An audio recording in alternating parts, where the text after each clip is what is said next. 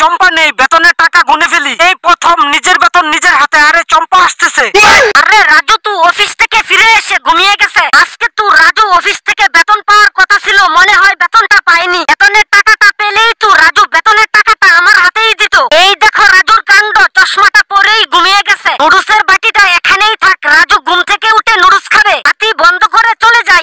আরে বাপরে, বেঁচে গেছি, চম্পা চলে গেছে। এই মাসের বেতনের টাকাটা চম্পার হাতে দিব না, প্রচুর খিদে লেগেছে, এখন নুডলস খাই। এখন শুধু চম্পাকে ফাফারের উপর রাখতে হবে। এই ধরো টিস্যু, মুখটা ভালো করে মুছে ফেলো। আরে দাও চম্পা, টিস্যুটা আমার হাতে দাও। বেতনের টাকাটা কোথায় রেখেছো? আরে না না, এই মাসে আমি কোনো বেতন পাইনি, একটা টাকাও তোমাকে দিব না। বাতি বন্ধ করে এখান থেকে পালাতে হবে। আরে রাজু দাঁড়াও বলছি, বেতনের টাকাটা আমার হাতে দিয়ে দাও। আরে না না, আমি এই মাসে কোনো বেতন পাইনি, আর কখনো পাবো না। বেতনের টাকাটা লুকিয়ে ফেলেছি, চম্পা খুঁজেই পাবে না। আপনি যদি আল্লাহকে ভালোবেসে থাকেন তাহলে ভিডিওতে লাইক ও চ্যানেলটি সাবস্ক্রাইব করে দিবেন।